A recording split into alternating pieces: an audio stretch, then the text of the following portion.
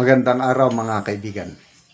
Bigyan natin ng reaksyon, opinion itong post ni Attorney Rowena Guanzon. Sabi niya, kawawang Inday, ilulubog ni BBM sa mga utang niya. Sa ngayon po, wala pong tigil ang pangungutang ng Marcos Jr. administration. Ito po sa Manila Bulletin na business section balita. Marcos admin rushes to secure $406 billion loan. Ito, according to the latest data from the Bureau of Treasury, gross borrowings surged by 195.1 billion from the 213.1 billion recorded the same month in 2025. The aggressive start to the year saw the government significantly increase its exposure to foreign markets, momentarily diverging from its long-term strategy of prioritizing domestic credit. So, utang po ng utang ang Marcos Jr. administration. As of February this year, umabot na sa 18.16 trillion ang utang ng ating bansa. At ang pinakabagong na utang is, ano yun, 408 billion. Bagong utang sa domestic ito ha. Kasi mas malaki na ang priority sa pag-utang ng Marcos Jr. domestic dito lang sa loob. Hindi na masyado sa foreign. Although foreign, mayroon ding bagong loan. Sa nabasa ko is 1 billion US dollars ang bagong nautang ng Marcos Jr. administration sa World Bank. Sa kasaysayan po natin, yan na po yung pinakamalaking loan na nakuha natin sa World Bank, 1 billion US dollars. So, yan po ang ginagawa ng Marcos Jr. administration. Utang siya ng utang.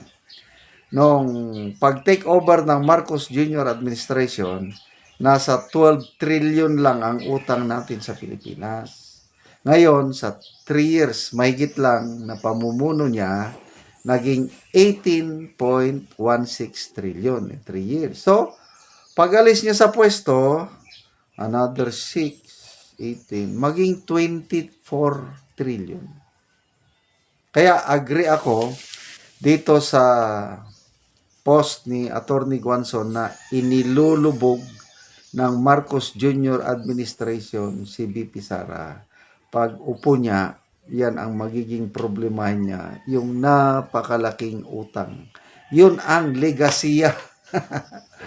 Tawa ulit ako sa payag ng Pangulo na nangangamba siya na hindi ituloy ng next president yung legasya niya.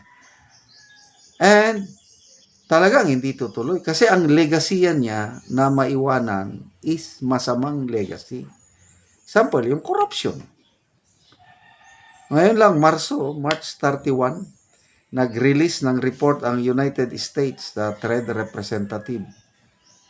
Grabing talamak ang korupsyon sa Pilipinas.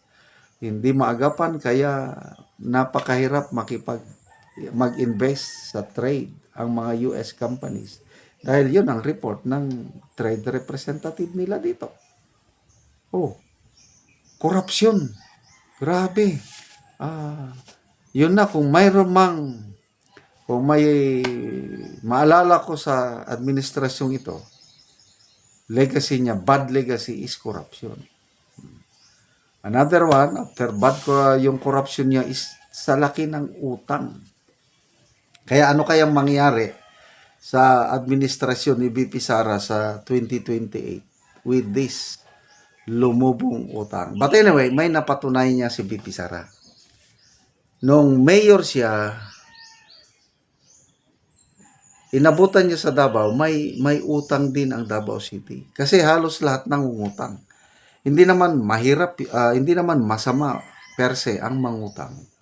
Importante lang yung inutang mo sana, ma-invest mo yung tama para lumago at karamihang mga mayayaman ngayon na mga negosyante, halos lahat yan nangutang. Pabor yun kung magpautang sa'yo basta lang maganda ang pagkagamit. Ang problema, itong administrasyong ito, utang ng utang na napupunta man sa kung saan. Flood control anomaly. So again, yung record ni BP Sara, pag upo niya as mayor, ang kanyang fiscal discipline grabe. Nung umalis siya as mayor, panahon na ngayon ng kapatid niya, wala na, zero na ang utang ng Davao City. Paano nila nagawa? Sabi ni BP Sara, lang, just live within our means. Kung ano yung budget natin, ano yung income natin, yun lang ating gastusin. Wag na. So, hindi siya yung palautang. Matipid siya.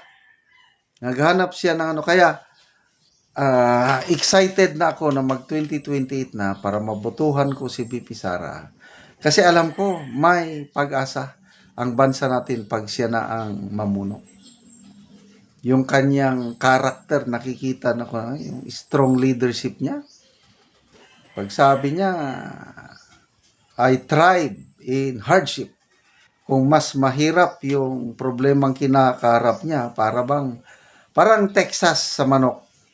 Kung yung mga mahilig sa sabong. Ako, nung bata ako, nanonood ako ng sabong eh. Yung tatay ko, mahilig sa sabong kaya sumasama ako sa sabungan. Texas, yung breed ng manok. Pag nasusugatan ng Texas, lalong lumalaban yan. Hindi nag-give up. Kaya si BP Sara parang Texas kung manok pa siya. Habang pinipigas siya, lalong nagniningning. Kaya, don't worry. Pabayaan na lang natin ang administrasyong ito. O sige lang, mangutang lang kayo.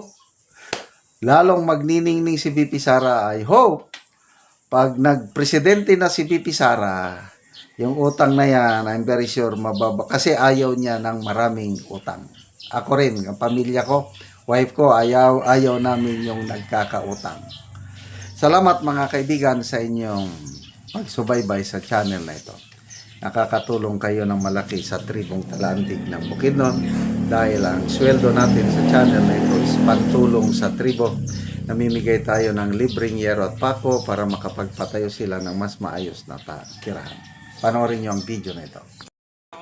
So, mao ni ang matagaan, anak ni ante. So, to si ante. So, ang iyang anak ang nagpasan. So, pagkaluoy gud nila ante kay kuan ng balayo. So, mo ning itsura sa balay ni ante. So, ante, mo na imong pinaskuan. Merry Christmas. So, mo na mong tabang gikan sa Ginoo. So, mo nilang kahimtang sa ilang buhan. So, mga kahimtang nila ante. So, kung muulan, so, tuluan na gid sila. So, gipang sapahan na lang o mga linsen nga daot. Kay para kung ulan, dili sila tuluan.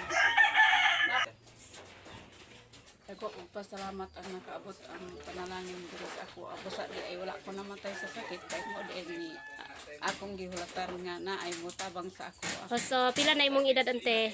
50 na So, na kay mga anak. na So, pila ka buk imong anak ante? 8 So, 8. So, tanan na sila ng eskwela ante. tanan. Ay. So, unsa di inyong pangunubuhian ante? Andra ka nang gabuhi ra og manok. Mag-uuma lang mo. Mag-uuma ra, magdaro. Dili sad amo ang akabaw kay gihilom ra sa amo. So, nganong karon pa mailisdan ang inyong atop ante o giyero? Karon pag yun Yeah. tungod sa among kalisod. Ako na ay among kwarta kutob kag kid sa bugas nga ipalit nga tig usa ra ka gantang. So, asa da imong bana ante? Tuwa sa uma. So, nagtrabaho ang imong bana. So, ante, dako kayong pasalamat mo to ang among gihatag sa imuha nga atol pagyud sa Pasko ug Merry Christmas kay ante. God Salamat sa bless. Ginoo. Okay.